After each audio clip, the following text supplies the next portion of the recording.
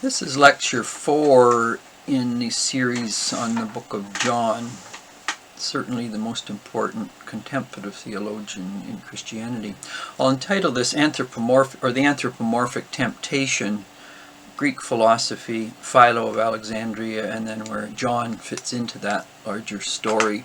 So this will be a 3-part overview, and we've gone up so far to chapter 7 John, so we're a third of the way through the book. So this is a time to sort of pause and look at a little bit of the intellectual, cultural, literary heritage that John certainly was immersed in. Before I move along in that, a couple of things to note. There's a tendency to think the Bible somehow, and particularly the New Testament, or John specifically, or even Paul, somehow is isolated from the classical or Hellenistic context of the 1st, 2nd, 3rd centuries. So you have the biblical material, which was indebted to the Hebrew or the Jewish tradition, and then you have the broader Hellenistic culture, of which the Bible itself was somewhat separate from or isolated from. That then very much distorts how to understand the Bible, because it was written within a historic context of philosophy, theology, politics, literature. And so what occurs here is that you have the Bible, and when we think of varied interpretive traditions or exegetical traditions, the Bible is then often pitted against the Alexandrian tradition of fairly sophisticated. Alexandria was the great city at the period of time, founded by Alexander the Great, the immense library of Alexandria. People from all religions converged on Alexandria. It was one of the great hubs of classical thought at the time. And so one of the leading schools of Christianity in Alexandria, Pontinus, Clement, and then Origen, which was the crown prince in that sense of that school, is often seen as separate from John. So you have the biblical tradition, and particularly the New Testament, and then you have the Alexandrian tradition, as if John and Alexandria had nothing to do with one another, and somehow the allegorical, the tropological, the typological traditions were foreign to what John was doing, rather than seeing, and I think this is the point I'm trying to make in these lectures, is that in fact John himself was an heir of the great Greek tradition.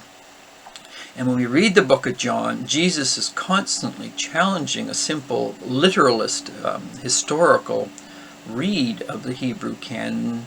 And in John, you've got various layers of interpreting the Hebrew past, as well as drawing in major myths, symbols of the broader classical civilization that John is very, very much a part of. John is synthesizing these two heritages. So John becomes the source, in some ways, of the Alexandrian tradition. So it's not as if somehow Clement, Origen, Alexandria are indebted to Philo and the Philonic Jewish tradition of allegory, but that's already at work, already in John. So rather than arguing that the Alexandrian Christianity is somehow distinct from the Jewish tradition, the tradition of Palestine, it's in fact John is really the origin of that in many ways. And so this sort of dichotomy, which is often seen as you're reading John in a literal way, but John will not allow you to do that, because his whole exegetical approach is very much indebted to an older classical Greek tradition, and as is Philo, for that matter, who's trying to synthesize a certain Hellenistic, Platonic or Neoplatonian ways of thinking with his own Hebrew heritage, as found in the Hebrew canon and then the Apocrypha itself. And so this notion that you have the New Testament directly emerging from purely a Jewish tradition, and then you have the Alexandrian tradition, which is an overlay or an invention or a Hellenizing of the Christian tradition. That's just false to the historic background. And so to see John as very, very much the father or the elder of layered exegesis. He doesn't ignore the literal, historical, grammatical, linguistic, but he's also very committed to the typological, the allegorical, the tropological, or the existential, or you could also call it the ontological, the anagogical, and then the mystical, and with the ecclesial also. And so it's when looking at John, essential to see him as the font, the source, in one sense, the beginning of the Alexandrian tradition. Now I want to look at 3 stages in that to give you a sense of, as we move forward into John 8 up to John 21, the roots or the historic background of Johannine Christianity, which is in many ways quite different from the synoptics of Matthew, Mark, and Luke. John was much more immersed, engaged in a trans-Jewish tradition rather than being an apologist significantly, largely to the Jewish tradition of which many of the early disciples emerged from. So, okay, so the first stage then, the period of classical Greek philosophy of Plato, of Aristotle, of even, before that, the Greek tragedians, Aeschylus, Sophocles, Euripides, Aristophanes. How did they understand the Greek myths? You get them portrayed certainly in Homer, the Iliad and the Odyssey of Hesiod. Did they take these myths literally, historically? Was Zeus seen literally as a god and Hera his wife? And were the gods seen from thoughtful philosophical perspectives as literal gods? Hermes, Apollo, Aphrodite, Cupid, all of these gods and goddesses in Greek thought, were they merely seen in a literal sense or as projections of elements of the human psyche, the human spirit, the human soul?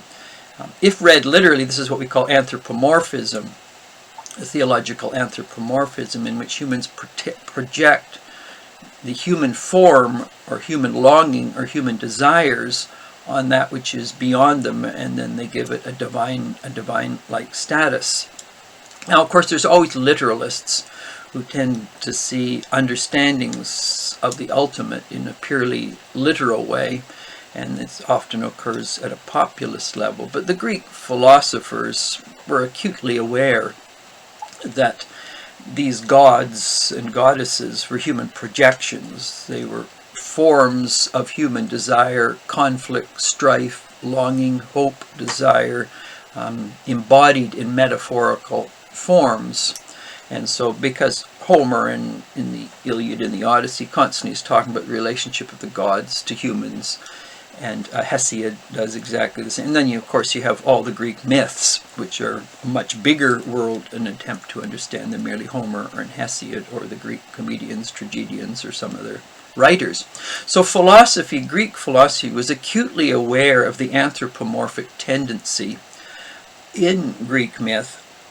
Remember, myth here I'm using it in a sense of anthropomorphism, not myth as in terms of eternal truths wrapped in the garments of a story. Myth can be understood in many ways. Sometimes it's just purely understood as a falsehood, an illusion, a distortion of reality. It can also be seen as eternal truths wrapped in the garments of a story, or just understood philosophically as human projections onto the screen, of giving it some sort of a divine status.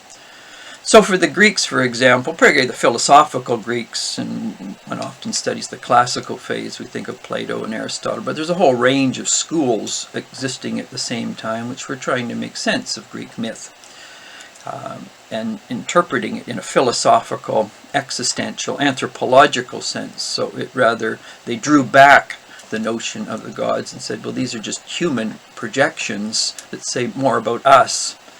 I mean, similar, they're anticipating Freud in that way for centuries, arguing we have to bring back these ideas because they speak much about ourselves and what do they say about us. So just to take a few of those Greek myths, many would see Zeus and Hera as the key gods and goddesses of ancient Greece, but they themselves are products of time. Chronos devours its children. The Greeks understood very clearly that our time on earth is short-lived. It's the same with Zeus and Hera, and Zeus and Hera down the road are children of Kronos. Now, did they think Kronos himself was a literal god? Kronos just means time. We get our word chronology from Kronos.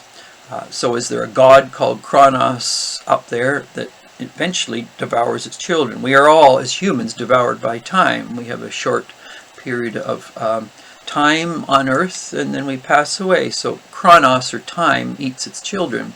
Now, did the Greek philosophers think that somehow Kronos was up there literally eating its children, or eating his children? Well, of course not. It's a metaphor for time, in which time eventually consumes all humans on their all-too-human journey. And so Kronos, philosophically understood, is about the nature of time and humans' journey within time, knowing that time itself will devour us and our journey through time. Zeus and Hera, did the Greek philosophers, what did they actually believe? That there were gods who were married and the conflicts between Zeus and Hera? Now, what they're getting at, obviously, I mean, the relationship between Zeus and Hera was often a troubled one, a complicated one. So what are they doing with the Zeus and Hera story? Well, Zeus and Hera is very much about marriages, and often the tensions that can exist in marriages, the misunderstandings in marriages, how they can turn on one another in marriages. Ideally, a marriage is supposed to be one thing, but in reality, it is often different. And so the ongoing portrayal of Zeus and Hera within Greek myth reflects the nature at a very earthly level, at a level of marriages and relationships, or the oikos in Greek, the home, is that these can be very tense and difficult situations. So it's portrayed metaphorically as Zeus and Hera. The philosophers never believed that there were gods up there, Zeus and Hera, and they were constantly in conflict, occasionally working together for the greater good. Hera, when she has difficulties with some of her kids, like Hephaestus, she throws him to the earth, and of course he becomes a cripple.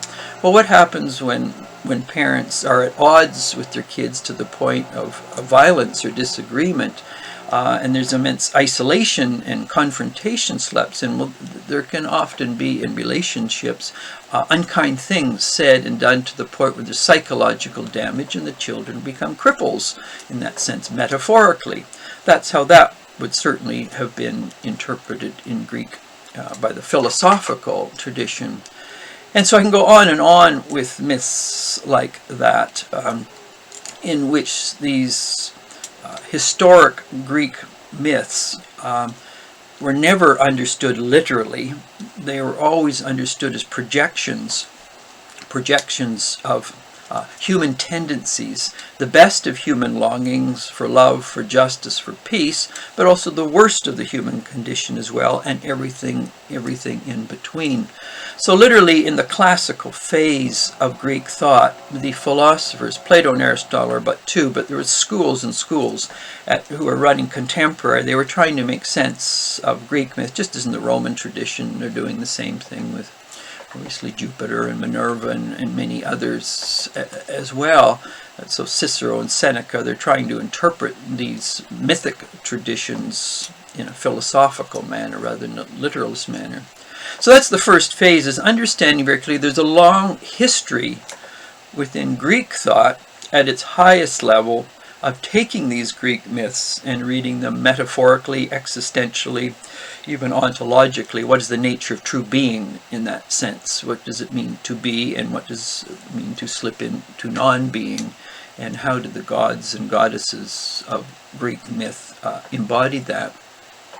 So this tradition was passed on very, very much through the centuries, not only in Alexandria, for there are many other city-states in Greece at the time in which this layered way of interpreting classical thought was part of their educational process. So when we think Alexandria was noted for its allegory, its typology, its tropological, that's simply not true. There was a whole educational heritage that spread throughout the Mediterranean at the highest levels of education. It could be in Athens, it could be in Alexandria, Constantinople, many other major city-states of the Mediterranean world. So Philo comes along, and often he's seen as the source of the Christian Alexandrian tradition, as I mentioned earlier, of Clement and Origen, those who were before them and those who followed. But that's simply not true, that Philo is not the antecedent of that particular Christian school. He is but one of a long line of thinkers who are trying to be faithful to these great texts, whether it's Homer, Hesiod, whether it's the Hebrew tradition with Philo, or whether it's the Christian tradition at Alexandria in itself, the great catechetical school in Alexandria. So Philo is he's thoroughly Hellenized. He understands these layered ways of reading Homer and Hesiod from his Hellenistic upbringing, but he's also thoroughly Jewish. So what is he to do with the Hebrew canon itself? So he looks at the story itself that he has inherited from the Hebrew canon, and how is he going to read that allegorically, typologically, tropologically. And so today, for example, if we were to go to Genesis, which is the first book in the Hebrew canon, where you have the creation. Now, is that to be read? Would Philo have read that literally, or would he have read that allegorically? Now, it wouldn't even pass Philo's mind to think that somehow Genesis, the days in Genesis, are to be read literally, young earth tradition. He's very interested in the nature of what each day symbolizes in terms of larger issues of light and darkness and Sabbath. And so he'll unpack each of those in terms of metaphors. He's not concerned with the least of, as I mentioned, a day in a literal sense, and obviously the seventh day is rest. You mean God actually has to rest because he's a bit overworked and overstressed and overstrained because of the 6 days? No. You're getting at, in the human journey, there is importance in which there's times of stillness, of rest, of moving away from one's busyness and hecticness and drivenness, and a time to find that inner peace and times with others. So even in the early verses and chapter of Genesis, Philo is going to be interpreting this in a very philosophical way. You can be looking at Genesis, the clash between chaos and order. Well, this is a human issue, obviously, is how do we, what's the nature of legitimate order? What's the nature of chaos, and what is, in terms of humans building human civilizations, the tendency where there's chaos for law and order types to come along, but what happens when too much law and order? You need some sort of chaos to undermine it so you can have a more sophisticated order. And so numbers, you get obviously 7 days in the whole Pythagorean tradition in classical thought. Numbers are very important. They're like mathematical pointers into deeper understandings of reality. So important to understand the Pythagorean tradition as well in what Philo is coming from. And you'll see John is using numbers constantly in the book of John itself. So Philo in all of his works is going to use, and they were many, is going to be reading the Hebrew canon in an allegorical way, and I could mention loads of areas in his works, but he's not new in what he's doing. He had antecedents within the Jewish tradition himself, which were engaged in that, but that tradition, as I mentioned earlier, goes back to classical Greek thought itself, and how are these texts to be interpreted beyond a literal, historical, linguistic way, and do they have deeper meanings for the human journey and self-understanding and living with greater integrity and self-understanding, and then also making decisions which can lead to a betrayal of the soul, a poisoning of the soul, and how do these Greek, in this case with Philo, Hebrew stories. So, for example, Abraham, where does Abraham fit into something like that?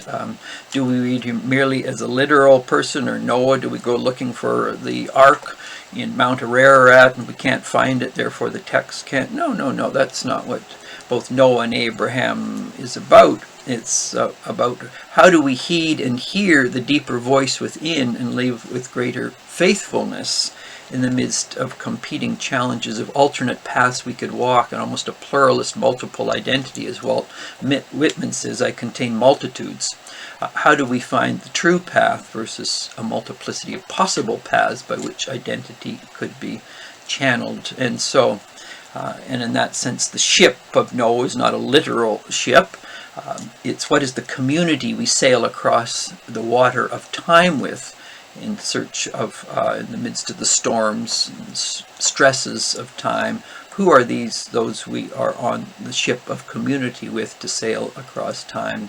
What does it mean in Abraham to leave all his security, his predictability, his comfort, and go to new places where there's risk, there's uncertainty, there's unpredictability? These are allegorical, these are existential reads of the text, which doesn't negate the literal. Philo would never negate the literal. He was too bright for that.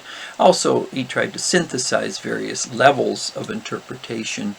And so he'll be taking a variety of stories from Genesis, Exodus, Leviticus, Numbers, Deuteronomy, and the larger, obviously, prophetic and wisdom schools of the biblical phase, and he gives it an allegorical read, existential read, ontological read, using the stories as portals or gates into the human soul, or how these stories hold up a mirror by which, if it can reflect the human soul, it can say a lot about us on our journey.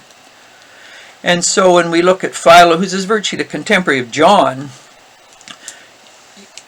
he's drawing from that same tradition in the book of John. And so Jesus, of course, John is just drawing from what Jesus is doing. So it's not like John is somehow inventing something new. All of the stories in the book of John we've looked at thus far, John 1 to 7, is Jesus is constantly confronting the literalists. And the dilemma, of course, in early Christianity, post-Jesus and John, is Marcion, or the Gnostics, would look at the Hebrew tradition and look at what was seen as the violence of God, a theocratic tradition in which God was commanding the Jews to go in and commit genocide, and more like a warrior god, similar to Zeus, Jupiter, Odin. The early Christians had to decide how were they going to interpret the Hebrew canon. Literally? Well, that can land them in a very difficult place if merely looked at literally and historically. And so what's Jesus then doing in interpreting the Hebrew canon? Because he was confronting essentially literalists, the Pharisees, the Sadducees, the Zealots, or what was really the Maccabean Hasmonean tradition, the Essenes. And virtually every chapter we've looked at thus far, Jesus is looking at a literal, or emerging from a literal, and then he moves into the typological or the Christological. So obviously one most graphic one would be John 6, where he says, you have to eat my body, drink my blood. Now, if a person's a literalist, obviously the revolt, and it says many disciples walked with him no more. He's using metaphor. So what do these mean in terms of even the Christian sacraments of bread and wine? Well, of course, a grape has to break out of its seed, and then it grows into the vineyard, and of course the grapes have to be crushed. So what you're doing, and there's double deaths. Each have to break out of the small seed of their ego. Out of that they produce grapes, but the grapes have to be crushed again to become wine. So in the human journey, what Jesus is getting at, the same with obviously bread, same with bread itself, is that the seed has to die in the soil, and then of course has to be crushed to produce bread. So what you have in bread and wine, say John 6, or even the blood, is a symbol of life. When obviously blood is withdrawn from the human body, we die. So Jesus is just using that as a symbol of the life that is given, or zoa in Greek. So to be read literally, inevitably people think this is cannibalism, this is barbarism. The same with the Samaritan woman. She's just thinking literal water. He's talking about water for the soul. So a lot of the question of John is, where do we go? Where do we go to slake the thirst of our soul for meaning? The bread of life, okay, where do we go again to slake the hunger of the soul for meaning?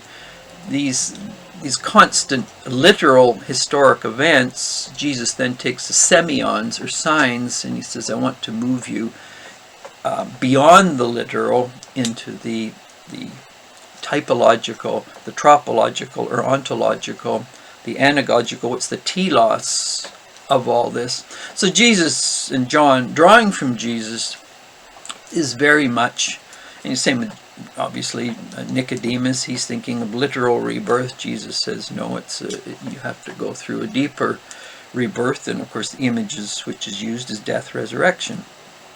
And that's what that's the core of that as well. So let go of the literal self, a false understanding of identity, and there's something deeper there waiting to emerge if a person has that interior openness to receive those possibilities. So each of the chapters in John 1 to 7, each of them step by step, John reflecting on Jesus' interpretation of himself, and that what it means is he engages people in terms of their being. He calls forth from them their new being, and each of the people he engages, whether it's the Samaritan woman, whether it's feeding the 5,000, he's calling them forth to eat from a deeper food, or the bread and the wine and the blood. He's calling people to draw forth what's their real life.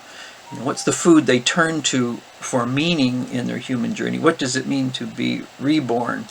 The Cana Galilee obviously is the classic one, as people are invited to be knit together as a good marriage is a healthy community, is because marriage in this sense is just not a literal marriage. It's being wed into a larger community, of which a wedding is itself a part of.